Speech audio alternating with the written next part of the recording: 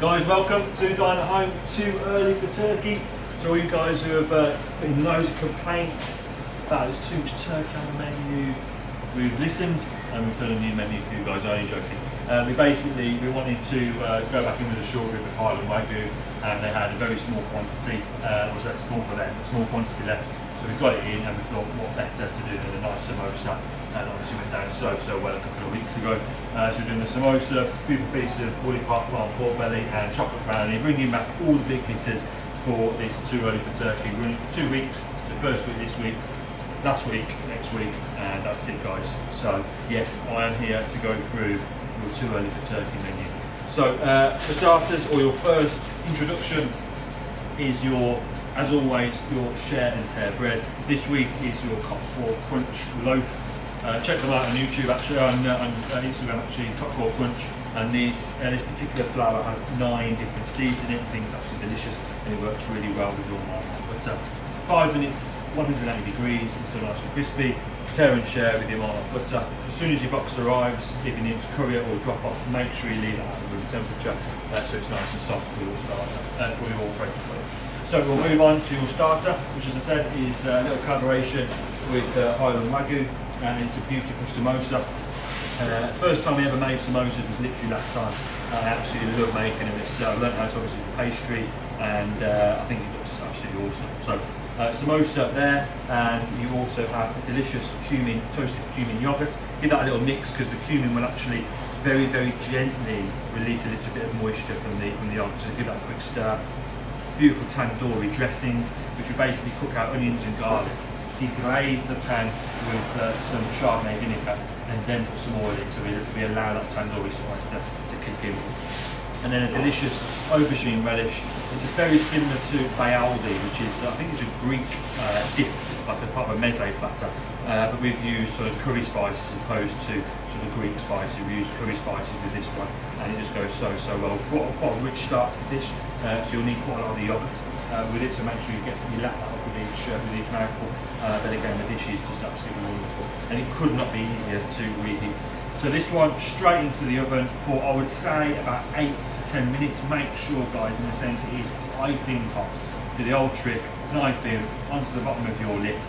Make sure it's nice and piping hot. If it isn't, put it back in and make sure it's nice and hot, guys. Aubergine relish, you can have that room temperature or gently heat it. You can heat it on the stove or in the microwave. I'd recommend microwave 30 seconds. Straight out of the fridge with your yogurt, so it's nice and cool and refreshing. And then with your tandoori dressing, either straight out of the fridge because it won't set, or just at room temperature, totally up to you. So join me in 10 minutes when this comes out piping hot, and we will do the plate for you as well. So as soon as that. Okay, guys, so my timer has just gone up on the oven for 10 minutes with this samosa. So I'm just going to grab that out now. So as you can see, some of the oil has just bled out of the samosa very slightly, but as you can see, or here it is, it's nice and crispy, which is great. I just want to hear me speak. And obviously, with the oil, because the oil is obviously quite deep colour, you might see that the actual pastry itself go a little bit of a dark colour. That's nothing to worry about. It's all just the oil. The aubergine relish or bayaldi has just gone into the microwave. The lid in the last 2 seconds, but the pot's absolutely fine. And obviously, as I said, that's fresh out of the fridge, and then the tandoori dressing as well. So I'm just going to go and plate it, guys. As I say, every single week the plating is totally up to you in regards to how you plate it. That's the joy of this. You know, a lot of messages sort of asking me how I plate things. Listen, the simple answer to that is there is no way of plating. You can just literally plate how you like. Allow your culinary skills to impress whoever you're cooking for. I'm just going to neatly quenelle, or as neatly as possible, quenelle the aubergine, just because it looks nice. It's a nice dish. You can sort of almost treat the yogurt and the tandoori dressing as more of an accompaniment. It actually looks quite cool on the side. And with your yogurt, yeah, it's super thick. We use such a high quality Greek yogurt. I mean, it's like super thick. It's almost like full fat creme fraiche. It literally is super fatty. But that's what you need. It's cooling. Absolutely delicious, like proper strong in cumin flavour. I'm going to be a little different here, so I'm going to put a spoon of that My actual water in here is super hot, so I'm just going to make a little well. I've done that before. And with the dressing in the thing, give it a little shake to make sure that Chardonnay vinegar is all emulsified into it. This is super strong. I'm just going to fill that well with the tandoori dressing, and you can give a little bit of a drizzle around the outside. But it shows it's quite minimalistic. At the same time, it looks really cool as well. And that's it, guys. That is your starter of samosa with Greek yogurt, which is obviously spiced with cumin, and then your aubergine relish. And it is your Highland Wagyu samosa, guys. So enjoy your starter and join us for the pork belly in a couple of minutes. Okay, guys. So on to your main course. Hopefully you enjoyed your starter. Super rich that samosa was, but if you had it with the aubergine and the yogurt, I thought it was really, really tasty. So I hope you did too, guys. So on to your main course, beautiful Woolly Park Farm pork belly. And my pan, that's what's crackling. My pan is on really low. This is for the pork belly. So just a little reminder, in about a minute I'm going to start cooking the pork belly. So get your pan on, just heating up on the background. Okay, so this is for 2 people. So you have beautiful caramelised apple. We use pink ladies here because they tend not to break down as much, and they're just delicious and quite sweet actually. Your nice piece of pork belly that we pressed overnight, so it should be nice and flat on the top. If it is slightly curved off at the end, all that will be is just obviously an end piece. You can cook it exactly the same, there's no issue with that at all. Your raw kale, so obviously that needs cooking. Obviously your instructions, I put all those down as well. And in your pan, in a little pot, you'll have either one large one or a couple of small ones each of your maple glazed Jerusalem artichokes, and they cooked absolutely deliciously. Your star anise and apple compote, which we caramelise, so it goes really deep down until it goes quite dark. Your roasted Jerusalem artichoke puree, and then your delicious pork sauce, which you can see a nice layer of fat on top, which is exactly what a sauce needs to be. So we're going to move back onto here, so the pork belly, and then I'm just going to get a couple of the Jerusalem artichokes, because obviously you don't need that much at all. There'll be a little bit of maple in the bottom of your tray with the Jerusalem artichokes. Make sure you get a spoon and scrape all that into the pan when you guys cook it. Your Jerusalem artichoke puree obviously in the microwave. Your sauce obviously in the pan. Make sure you bring it up above 85 degrees. Your kale obviously is in blanching water, boiling water for 30 to 60 seconds. Your compote, I'm going to leave this at room temperature. That's just personal with me, but you're more than welcome to heat that up as well. And yeah, we are ready to have a little roasty with the pork and artichoke. So come over and I'll show you how to do it. On your instructions, I did say to ensure that you have a little bit of greaseproof paper for your pork. Please do. Just these trays are, this stainless trays are great. If you have a good non-stick tray that you trust, obviously make sure you use that. You probably won't need any parchment. Okay, so as you can see, it's on low, but it has been on for about 3 minutes. In all seriousness, so that's going to sort of start to crackle and fry almost straight away, as you can see. Once you put something, that's about 15 minutes, it's been out 15 minutes, so obviously it's not fridge cold, but it is reasonably chilled, given how cold this actual kitchen is. So you want to make sure you press it down, and the reason for pressing it down is you want to ensure that it's all flat. What it will naturally do, the outside of the pork skin itself will sort of curl up, so essentially it will lift the middle out. So you want to make sure, as you can see, the outside has started to caramelise, the inside hasn't, so that's exactly what happens. So you just want to make sure you push down and get it in as much of that fat as you possibly can, because that's what's going to add that colour. So the reason why we do this, all we're going to do is just colour that fat, is to get the heat into it. So when we flip it over and pop it onto a tray, or equally just leave it into the pan, I think I actually put on the instructions to leave it in the pan itself. Once we start doing that, it means it will just crispen up slightly, and also it renders it down to a nice thin layer of pork skin. It's not going to crisp up like crackling like you would do obviously on your Sunday roast, because it needs about 2 hours to enable that. We're going to reheat this for 10-15 minutes, but this will give you a really good head start, should we say.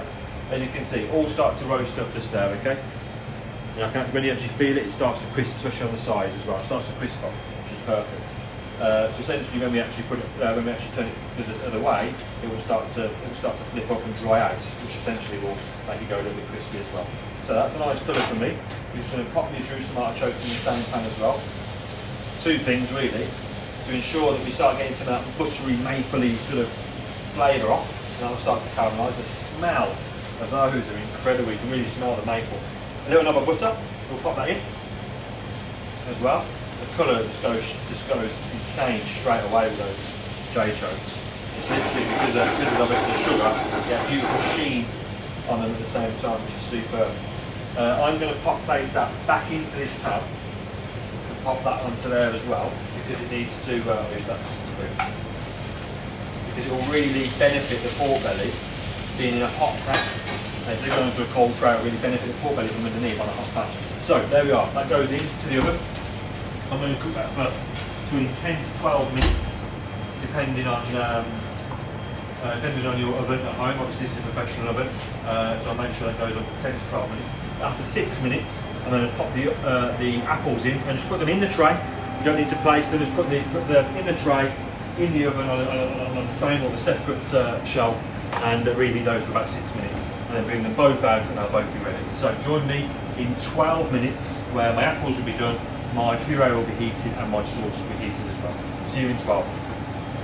Okay guys, so my timer is just about to go off on the oven. So what I'm going to do just before it does go off, I'm going to place the kale into my boiling water.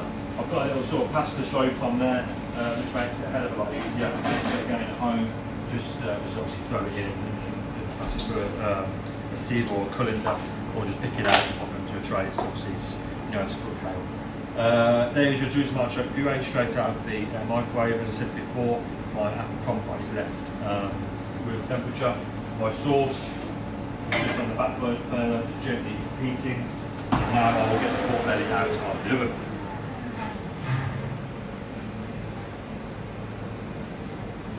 So there it is, guys. Make sure you put it onto a nice heat-proof surface.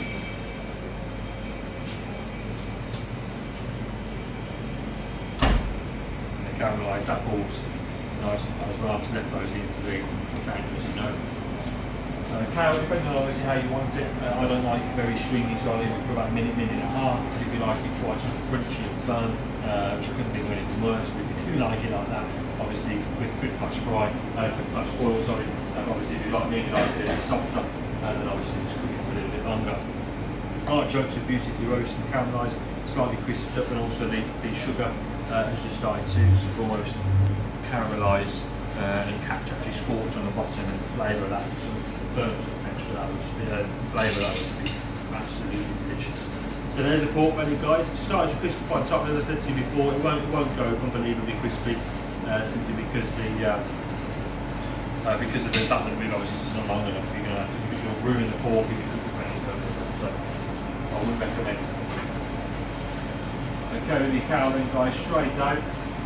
Those people who have had it before, obviously do this very last minute, because obviously it loses its heat almost instantly. I always season it just after. I don't season the water, I season the kale after. A little bit of sea salt. And the reason being is I just season the water. If you over season it, it can sometimes be your cow just tastes like salt. I don't want that. I just want to season it very gently, be in control of the seasoning.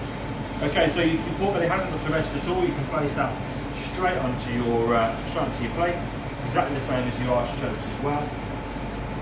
Leave those quite close together. The flavour of those artichokes will be unbelievable. It's absolutely delicious. Okay, give your hot artichoke puree a nice stir. We've done quite a bit of this for you, because it's nice and rich, and it's accompanies the pork. It's absolutely perfect as well. Place that just to the side, so nice and thick as well. Fresh spoon. I'll place the apples, beautifully roasted out, nice and soft actually. It tends to stick to the sides. It's that in front. I'm just going to put my compote almost on top of the apple to get a nice contrast. Close to the star anise, back goes on top. All that. And then your kale, you pop that right in the centre. Sure it's quite neat. There we are. Then your sauce. I always say sauce the meat, always. So go in the centre first and allow that sauce to sort of ooze out all on the sides. There we are. I said on the instruction tonight to plate all my dishes quite close together, so you're almost forced to tuck into the dish sort of break it apart and get every sort of element on your fork or spoon, whatever you want to eat with, and obviously enjoy it. So there's your main course, guys. Your pressed Woody Park Farm pork belly with Jerusalem artichokes that have been roasted in maple syrup and butter, caramelised apple and Jerusalem artichoke puree. Guys, enjoy your main course and we'll see you for the chocolate brownie after that. Okay guys, so I hope you enjoyed your main course, and we move on to the chocolate brownie. So you have a nice slab of chocolate brownie, which I'd recommend to reheat in the oven for 2 or 3 minutes, just so the top gets nice and crispy. Again, this has been baked today, the top is nice and crispy, but again, if it's not, it's a bit soft when you get your box, just pop it through the oven and just get that sort of top crispy again, and essentially it gets nice and gooey in the centre. But alternatively, you can put it in a microwave as well for 30 seconds, and you'll have a similar resemblance. So I'm going to pop this in the tray for about 2 to 3 minutes to heat through, and then I'm going to pop my white chocolate sauce, which is super thick and really, really creamy, in the microwave for 30 to 45 seconds just to get nice and hot. Your ice cream, obviously, just check the consistency of that. That should look quite similar to that. If it does melt, just refreeze it. It's absolutely fine. It's already pre-churned. So if it does go really soft or does melt, in the courier or the delivery, just pop it back into the freezer, and it might not be the same sort of shape, but it will taste exactly the same. Consistency will be absolutely perfect as well. And then your nut crumble is obviously at room temperature. So join me in about 3 minutes when the brownie is done, and in the meantime I'll already the chocolate sauce as well. See you in a bit. Okay, so my timer's just gone off on my brownie, and the white chocolate sauce I've just popped in the microwave, popped into a little jug as well, just to serve. So be careful getting the brownie out. Again, obviously, because it's soft and gooey, just be careful getting it out of the tray as well as the oven. Like a little spatula underneath, and yeah, you can always see it start to fold into that, so it is super soft and gooey. That into the centre of your bowl with your. Don't go too wild on the crumble. You don't want it to sort of overpower or take over the flavour. So it literally just has a little bit of a texture. So I'll just do like sort of big teaspoon as opposed to a tablespoon, just in the centre to give it a nice little texture on top. And then I'm going to take a rochet of this ice cream, say using one of the portioned ones on top. I appreciate raspberries are out of season, but we had some frozen ones from Manor Farm in the freezer, and I thought it'd be a shame not to use them, so that's why. That's an additional. Obviously, raspberry and chocolate's a classic. I'll cut through the brownie deliciously and finish off. As I said, the white chocolate sauce is super thick. Just finish off with that over the top. Lovely contrast of colours. And there we are. Go for a nice finish. Chocolate brownie, raspberry ice cream, little nut crunch, and white chocolate. I can't wait to get involved and give that a try. And also, guys, with your no turkey, it's all too early for turkey, is your return of your fruit and nut fudge. Obviously, a dynamite classic. So enjoy that with your digestive cup of tea, coffee, a little bit of table salt on top of it, a little bit of sea salt on top of it, just to cut through the sweetness of it all. And that concludes everything, guys. So I hope you enjoyed the menu. Hopefully, I was good enough to talk you through it step by step, and you could recreate something quite similar. And we'll see you same time, same place next week. Have a fantastic weekend, and keep supporting us down at home. Thank you, guys.